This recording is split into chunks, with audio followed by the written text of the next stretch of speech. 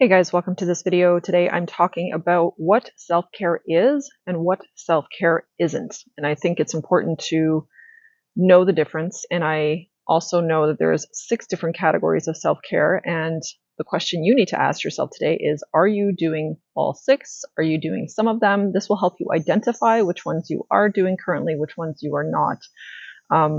So what we're going to first discuss what self-care actually is, and then I'll discuss what self-care isn't. So self-care is an activity that you do to take care of yourself, obviously. It should rejuvenate your body, refresh your mind, or realign your spirit. It should also relax and refuel you. And self-care should also get you ready for a new day or for a fresh start. So what does this look like?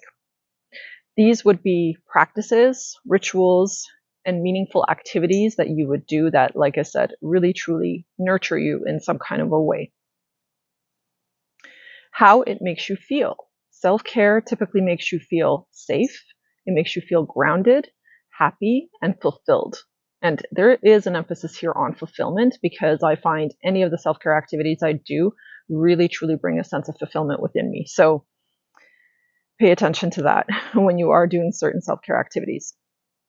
So just an FYI here, these activities are amazingly unique and personalized to who you are specifically, what you like specifically, and what your element and astrology sign is. So there is actually a difference for each of the signs, and I will be making a separate video on that, different types of self-care practices for each of the zodiac signs.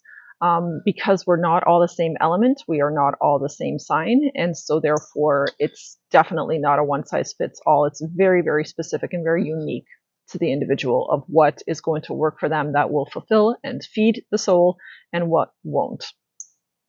So now let's hop into the 6 categories of self-care. The very first one is physical, of course. There's emotional self-care, social self-care, mental self-care, spiritual, and practical self-care.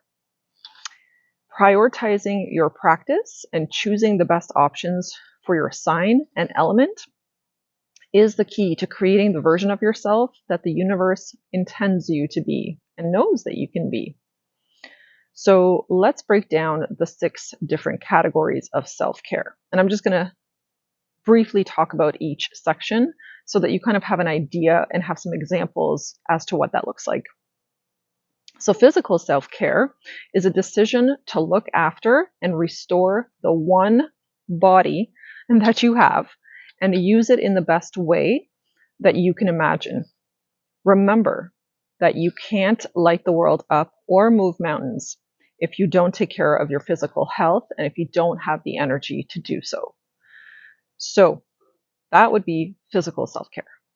Emotional self-care is acknowledging and caring for your inner self, your emotional well-being. So whether you're angry, frustrated, happy, joyful, or somewhere in between, you choose to sit with your feelings and step away from the noise and the chaos of the world so that you can actually hear and tune in to how you are feeling.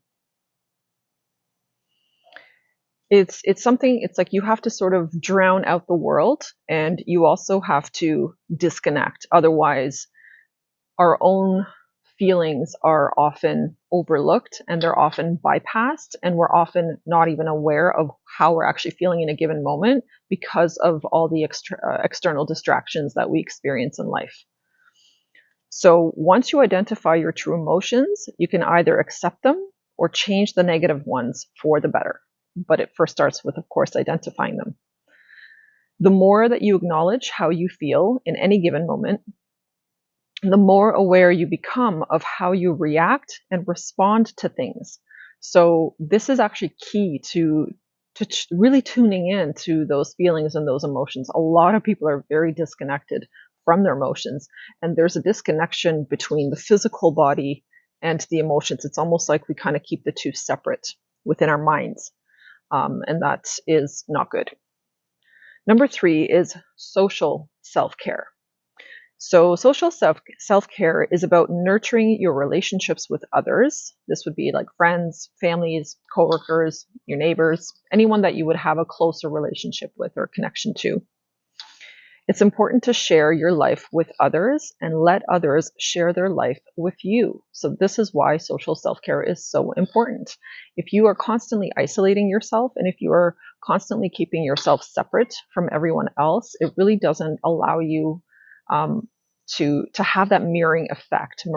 I don't know if, sorry, I've mentioned in previous videos that everyone is a mirror, right? Everyone that you encounter in your life is a mirror. So people often mirror things back to us, and we often are kind of like sounding boards for each other, right? So it's very important to nurture those social connections.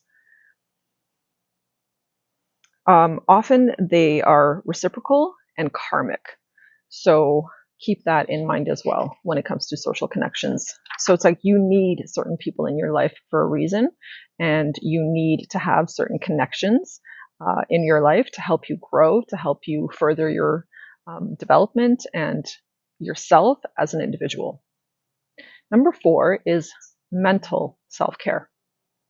So mental self-care is anything that keeps your mind working quickly and critically.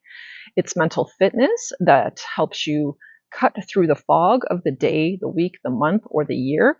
And it ensures your quick wit and sharp mind are intact and working the way that they are intended, the way it is intended to be working. So it helps you problem solve, um, decrease stress, eliminate overwhelm, and keeps you feeling on top of your mental game. And mental self-care for me personally is reading books and educating myself on different things that I know would further my life, particularly things that I'm interested in. So it's really important to continue learning and have a willingness to continue learning, because that is how you nurture your mental self-care. Number 5 is spiritual self-care. Spiritual self-care allows you to tap into your soul and the universe and uncover its secrets. Rather than focusing on a specific religion or set of religious beliefs, these types of self-care activities actually reconnect you with a higher power. So, for example, meditation and prayer connect you. Stargazing connects you. Doing new and full moon rituals also connects you. Even sitting by the fire actually is quite, or can be quite, a spiritual experience. So, and just staring into the fire, the infrared light that comes off of fire is incredibly beneficial to, like, for it to come through the retina. It activates certain things within the brain, and it most certainly activates the pineal gland as well. So these would be like spiritual self-care activities that you could be doing. It also connects you to the vastness. So stargazing, for example, is something I frequently do, and it just, think of how you feel when you look up into the stars, you look up to the universe and see the expansiveness of it and the hugeness of it, right? It's a very spiritual experience, actually. You may not think of it that way, but it actually is.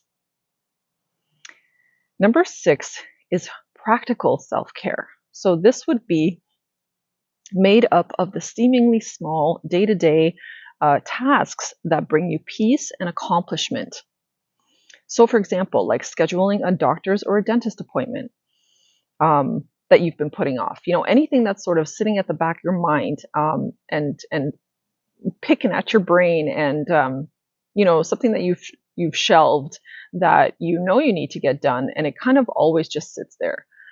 Those would be the things to kind of check off your list to help you nurture practical self-care. Or, for example, like getting a haircut. Anything, like I said, that nudges you and is sort of constantly running on autopilot in the back of your mind. Anything accomplished gives you a sacred space to breathe, and it allows the universe room to bring you a sense of fulfillment. So when you check those things off and you take care of them, it really creates space within you, right? In that moment that you do it, it's done. It's out of your mind. You don't have to think about it anymore. It's not going to sit there. It's not going to bother you. So that's why these practical self-care activities are extremely important to do sooner rather than later. So now that we have sort of a basic understanding of the 6 types of self-care and what self-care actually is, let's take a look at what self-care isn't. So it is not something that you force yourself to do because you think that it will be good for you. If a certain ritual doesn't bring you peace, clarity, or satisfaction, then it's not the right ritual for your sign, and you should find, or for your element, and you should find something that speaks to you more clearly. There's a difference between not finding satisfaction in something that you've already tried and not wanting to try a self-care activity because you're tired or stuck in a comfort zone. So be sure to check in with yourself because there is a difference, or am I just not willing to try this because I'm kind of being lazy and I'm stuck in my comfort zone and this would really push me out of my comfort zone, which I just made a video about comfort zone too, or I've talked about it in the last video. Or is it, something that you're just like it truly doesn't bring you joy and it's something that you really truly just don't want to do because you have done it before, you have tried it before and it didn't bring you joy. There's a difference. So, for example, sometimes going to the gym or meeting up with friends may be exactly what you need, whether engaging in it feels like a downer or not, right? And oftentimes, um, you'll get into this sort of headspace where like, oh, I don't feel like doing it, and then you're like, or I don't feel like going to the gym, for example, but then you kind of push yourself because you know that every single time that you go, you actually feel so much better. And maybe every single time that you go, you do have to actually push yourself to get there. But once you're there, the activity actually feels really, really good.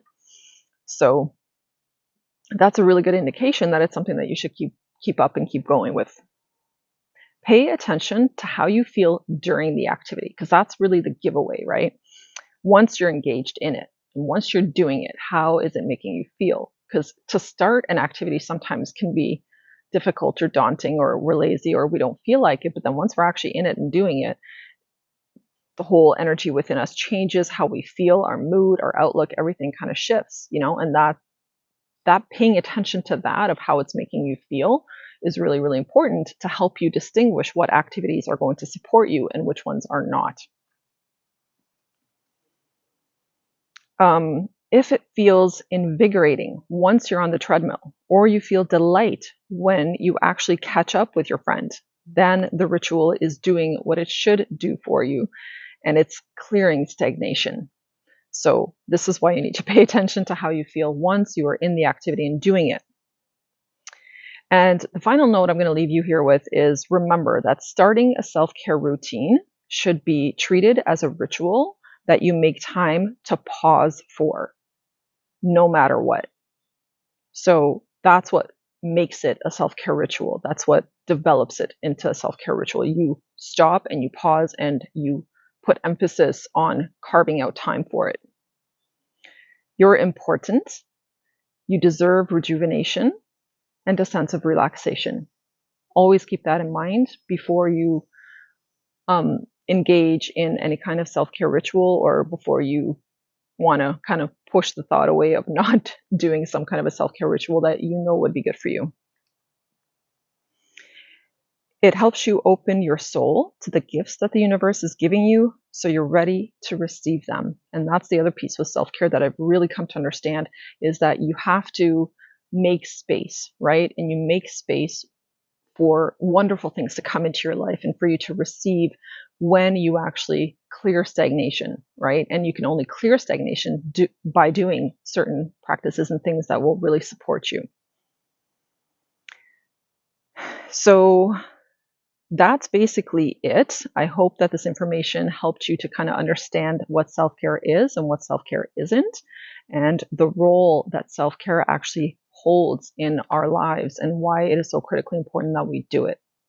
So thanks so much for watching, and I will definitely be making another video about self-care for the specific signs, and I think I'm going to just look into a little bit with specific elements as well, so whether you're fire, water, earth, or air.